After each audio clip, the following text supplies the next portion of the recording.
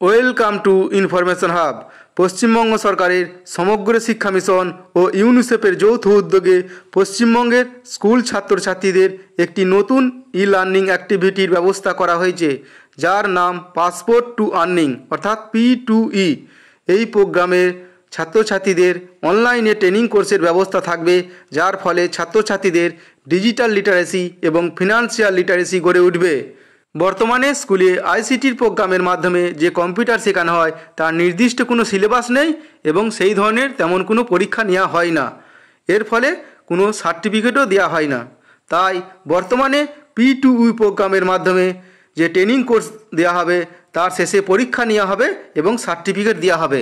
এই P2E প্রোগ্রামের মাধ্যমে আপাতত পশ্চিমবঙ্গের সমস্ত বিদ্যালয়ের নবম থেকে দশম শ্রেণীর কমপক্ষে 200 জন ছাত্রছাত্রীদের এই ট্রেনিং প্রোগ্রাম করানো হবে।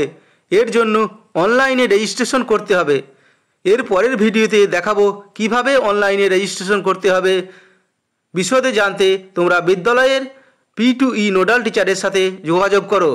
ভিডিওটি ভালো লাগলে লাইক করবে এবং শেয়ার করে সকলকে এই বিষয়ে জানিয়ে দিন। পরবর্তীতে আপডেট পাওয়ার জন্য চ্যানেলটি সাবস্ক্রাইব করে রাখুন। ধন্যবাদ।